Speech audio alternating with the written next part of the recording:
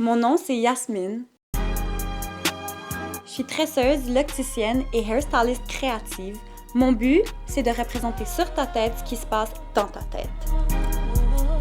Je fais les cheveux dans un barbershop et dans l'événementiel avec des artistes, danseurs, chanteurs et plus encore.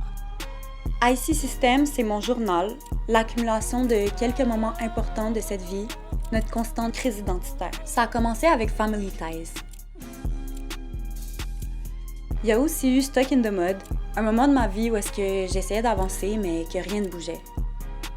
Un matin, je me suis réveillée d'un rêve où est-ce que j'essayais de crier tout le long mais que rien sortait. J'ai donc décidé de créer Screaming Therapy, une expérience où est-ce que les modèles allaient vraiment crier sur le set. Je suis derrière IC System, mais pas seulement moi, aussi toutes les gens qui ont fait partie de mon parcours.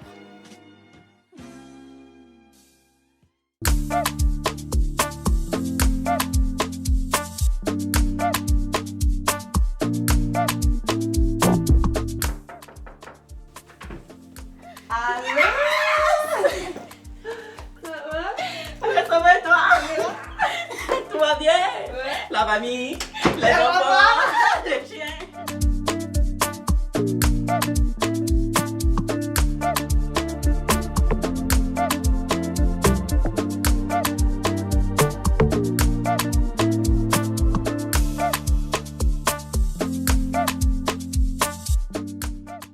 Dans le fond, Linda, c'est toi qui m'as appris à utiliser mes mains. Est-ce que tu te rappelles un peu de où ça a commencé? Bien sûr, ça a commencé au secondaire 2. Ouais. Quand je commençais à tracer comme pendant le lunch et tout, j'ai tracé la tête des gars. Puis t'es comme, oh vas-y Linda, est-ce que tu me montres? Ouais. Et après ça, je t'ai montré. Et après ça, t'es venue chez moi. J'ai fait une première fois la tresse. Ouais. Et après ça, j'ai tressé mon ami. Et tu m'as dit, vas-y, est-ce que tu peux m'aider? Puis là, c'était la première fois vraiment que tu apprenais à tresser. Ouais. Et tu as appris à tresser sa tête. Ouais. Ce que j'ai vraiment aimé dans tout ça, c'est que tu as pu embellir la chose, envoyer ça d'un autre level. Tu as mis ton cœur, ton âme. For real. Et j'ai vraiment, vraiment aimé ce que tu fais aujourd'hui. Tu l'as pris pour faire genre comme ta passion. Ouais, non, for sure. Puis pour de vrai, genre, je trouve que ton amour pour la culture se ressentait à chaque fois qu'on allait chez toi. C'était toujours la nourriture, l'humour, la comédie ivoirienne. C'était vraiment authentique, puis c'est beau d'être proche de sa culture, je trouve. Surtout pour moi, un petit enfant mix, là, libanaise, québécoise, je suis toujours entre deux cultures un peu. C'est tellement beau, puis c'est vraiment une valeur que je vais garder tout au long de ma pratique, de justement préserver la culture à Montréal. Moi, comme je dis, je suis vraiment fière de toi d'avoir apporté ce goût-là à la tresse, aux mèches. Puis, je suis vraiment, vraiment, vraiment, vraiment contente de te l'avoir montré. Ouais, ben merci pour de vrai.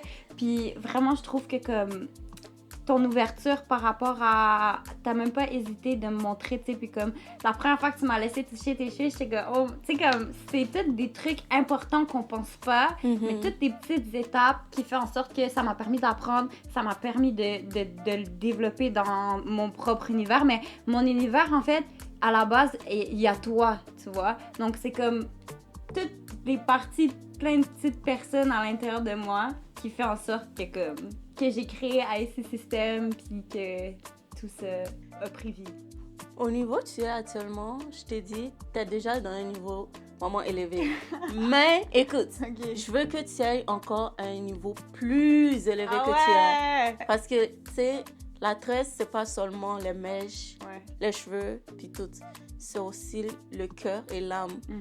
Parce que le fait que tu prends ton temps toute ta journée à tresser le monde ou à faire de l'art sur la tête d'une personne, c'est vraiment de la passion. Donc, du coup, moi, ce que je te conseille, vraiment, implique-toi, get much money pour que je puisse manger. Ben merci beaucoup pour de vrai, Linda.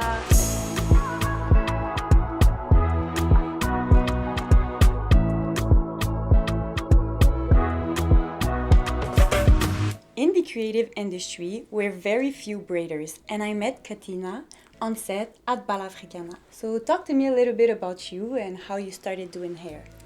Well, it's been about 6 years now. I've been doing hair, honestly, but creatively, I've been doing it for about 4.5 years. I do a little bit of everything. I work on set, on movie sets, on shoots, with fashion shows, photo shoots, artists, a little bit with everything and everyone. And what is Bal Africana? Well, Bal Africana is a fashion show, and also not only a fashion show, but a statement also for the whole Afro-Canadian culture around Montreal and around Canada as well, and it may be even across the world one day too. Right. So it's really to embrace all of us in our artistic and creative way. Honestly, for me, it was the first time I was on set with so many knowledgeable hairstylists on curly hair.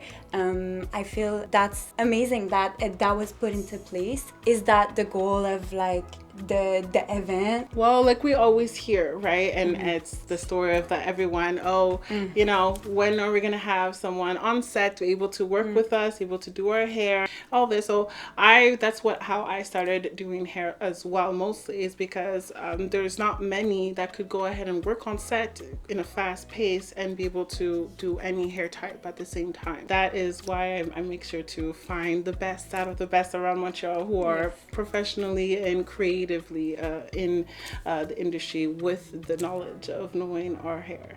Often we hear black models, every time I go on set, they're like, oh my god, first time someone can do my hair. Yeah. And I feel like it's terrible because it's I only hear that from black models, right? Yeah. So there's clearly a lack of knowledge or just also lack of interest from other hairstylists. I think it's more the interest parts because on my search of doing looking for a different hairstylist and everything who could manage and work on set and be able to handle under stress as well, there's really not many at all. So on the team at Bal Africana, for the hairstylist team, there were many different hairstylists knowledgeable with curly hair. Even though we're trying to focus on Black beauty for this event, you were still able to have white hairstylists. Yeah. What makes it okay or not really okay for a white person to get involved with curly hair? Well, I guess, like I said, right, I think for sure there's a lot of white hairstylists out there who don't know what they're doing and would say that they know what they're doing, but they really don't know. But there is a good amount these days that really want to go further. There is a lot of white women out there who have mixed kids as well these days, and most of them I see are a lot of hairstylists as well, and they start off at that way, on their kids learning, and then they grow from there. Okay. So I can't really put shame on it or put or say negative things about it, because at the end of the day, I guess it all depends with how professional you are and how interested you are and how determined you are, with your knowledge and learning. So thank you so much for being here. I'm very happy I met you, and it's very nice to see more hairstylists in the creative industry and everything you're doing for the industry also. Yeah, thank you. I appreciate you having me. Honestly, I really liked talking about it and exploring a little bit about, us hairstylists in Montreal. So it's nice.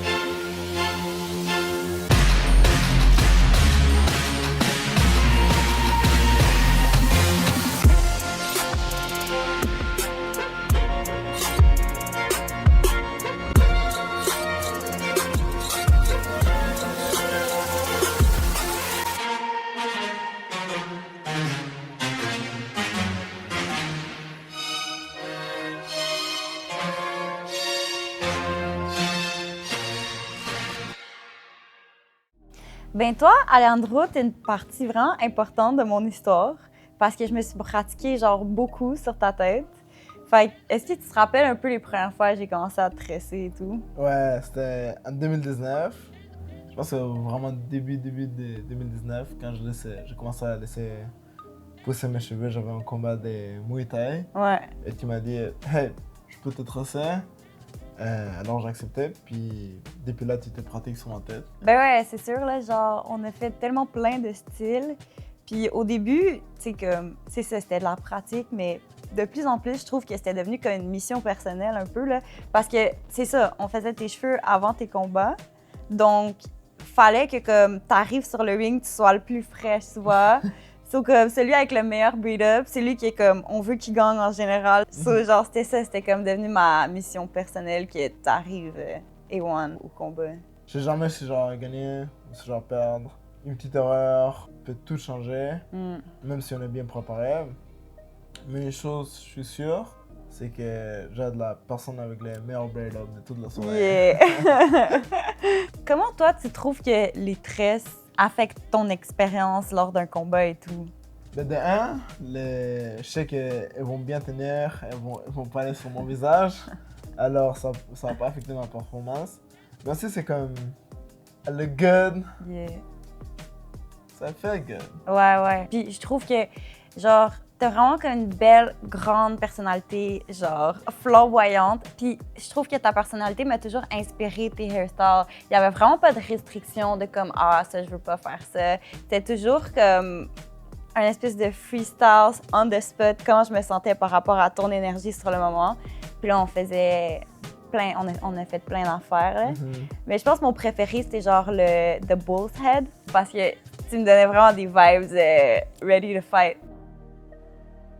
Une de mes préférées, c'est la fois où j'étais en train de juste avant d'aller dans un combat, et t'étais là en train de me tresser. Yo, derrière le ring! Derrière le ring, juste avant que je commence à me réchauffer et tout.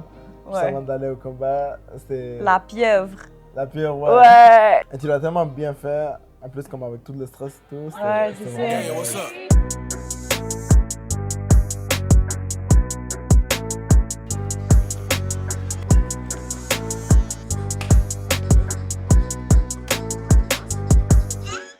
Donc, dans le fond, Sika, je fais tes cheveux depuis environ 1 an et demi.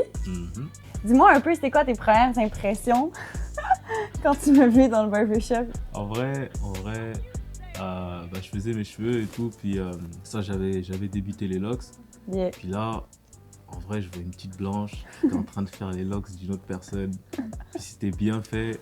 Là, je me suis dit, mais en fait, il y avait un truc dans ma programmation qui faisait que ça clochait. Genre.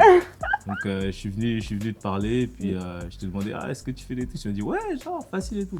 Puis là, j'ai regardé ta page et tout, puis j'étais impressionné. Puis j'ai dit, bah, vas-y, let's go, quoi. Ouais. Puis là, je suis là.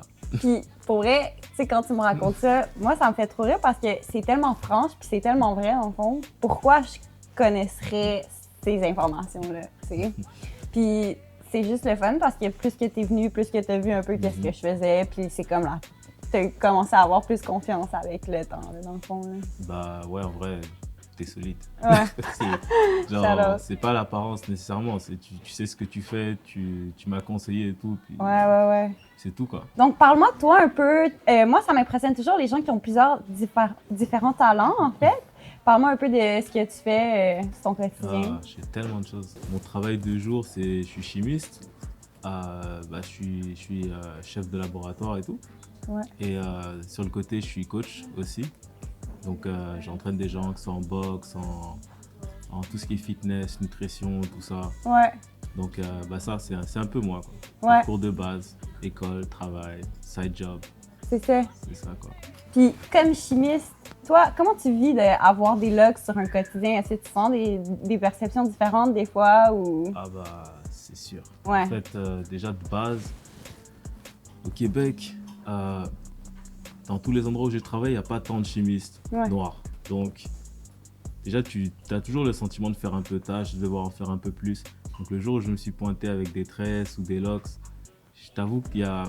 Tu le sens, le regard. Tu sens le regard des gens qui se posent des questions. Mais qu'est-ce que tu fais dans ce bureau au lieu d'être en train de faire le ménage ou en train de faire la prod? Donc, Ça m'a suivi toute ma vie, en fait, genre à tous les niveaux, parce que il n'y a pas beaucoup de noirs de minorités, en fait, dans mon domaine. Ouais. Mais je pense que, en tout cas, je suis content d'avoir la personnalité que j'ai, c'est-à-dire, à la fin, je me dis, si tu veux te faire respecter, tu ne peux pas attendre qu'on te respecte, tu dois te faire respecter. Donc, tu dois déjà toi-même te respecter, tu dois assumer tes choix, te dire, ok, mais mes cheveux, c'est ma culture, c'est mon héritage. Puis depuis tout petit, mes parents ils m'ont toujours dit, il faut te couper les cheveux, il faut que tu aies une coupe très traditionnelle et tout. C'est ça qu'ils ont connu. Ouais. Mais j'ai toujours demandé pourquoi. Puis ils n'ont jamais vraiment pu m'expliquer. Je sais que c'est la colonisation, tout ça. Puis j'ai envie d'être libre. Genre, c'est ma fierté. Puis ça représente qui je suis, mes origines. Puis sincèrement, je veux les porter fièrement. Puis si j'ai des enfants, j'ai toujours dit, si j'ai surtout un garçon, il aura une grosse coupe afro, je vais le tresser, il sera loxé. Clair, mais je vais jamais lui couper les cheveux pour me conformer à une image ou un système, parce qu'on est beaucoup plus que ça en fait. Ouais. Donc c'est pour ça que oui, j'ai le regard des gens, des jugements, mais à la fin, si tu fais ton travail bien, personne ne pourra jamais genre, te mettre ton image dans la face. Ils vont juste voir tes compétences, ils vont voir ton talent, ils vont voir ta motivation. Puis aujourd'hui, on sait. Quand on dit c'est qui le chef du lab, c'est le gars avec les locks. Ah, let's go! Let's go! Puis c'est comme si tu l'appliques dans les deux sens. Exact. Autant que toi, tu veux pas te faire juger au travail, mais t'as comme cette conscience-là que les gens ont quand même le jugement, mais que c'est comme quand toi, tu m'as rencontré, t'as comme appliqué le fait que t'es judgment free quand même. C'est sûr que t'avais ta petite idée au début, tu te poses des questions, c'est normal, mais dans l'application, dans le fond, c'est que t'as été super ouvert d'esprit, là, tu sais. Bah, c'est sûr que tu peux pas attendre des autres quelque chose que toi-même tu peux pas faire. Donc, je t'ai vu, oui, c'est sûr que c'est comme je l'ai dit, je suis pas habitué. Ouais. Mais t'es en train littéralement de coiffer quelqu'un devant mes yeux. Ouais. Et tu montres que t'es compétent. Ouais. Donc je trouve que la chose la plus intelligente à faire, c'est au moins de chercher à se renseigner sur OK, qu'est-ce que tu fais? Est-ce que tu peux m'aider? Puis c'est ça, des fois juste quand on essaye de laisser les préjugés sur le côté, puis qu'on pose des questions, on peut vraiment s'en sortir beaucoup plus riche, tu vois, qu'au départ. Donc je suis content, j'ai une coiffeuse. Ouais.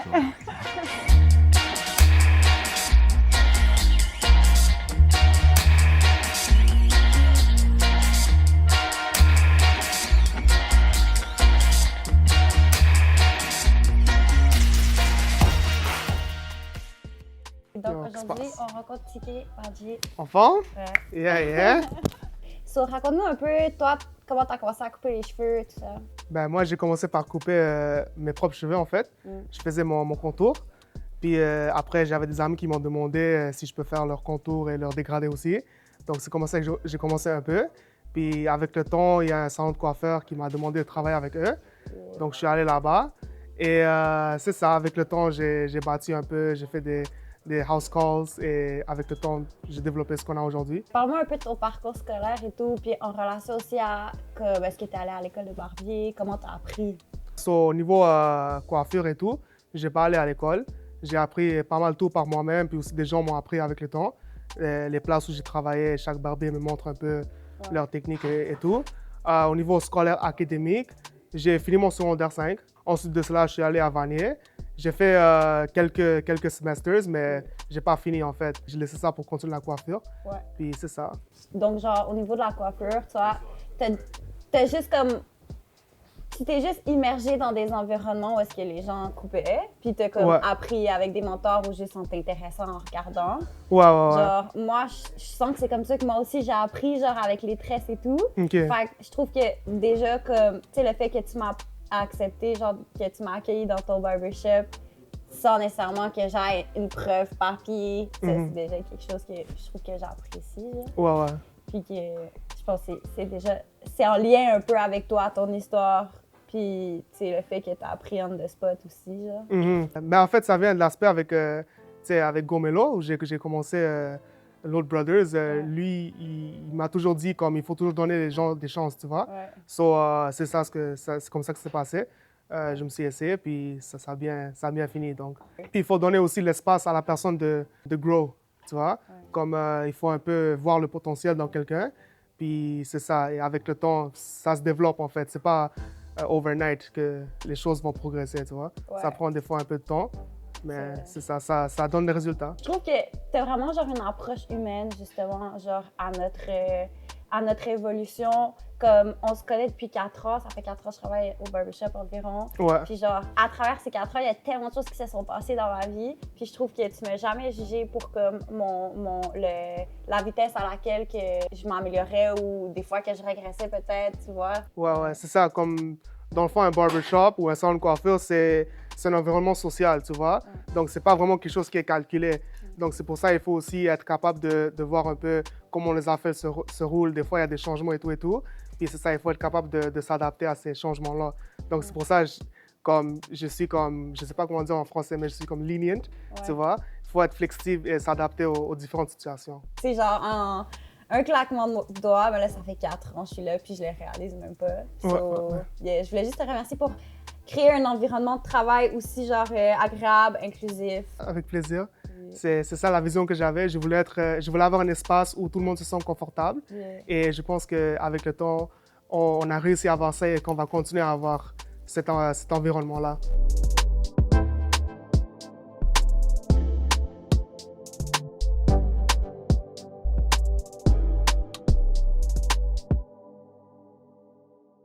Actif, réactif.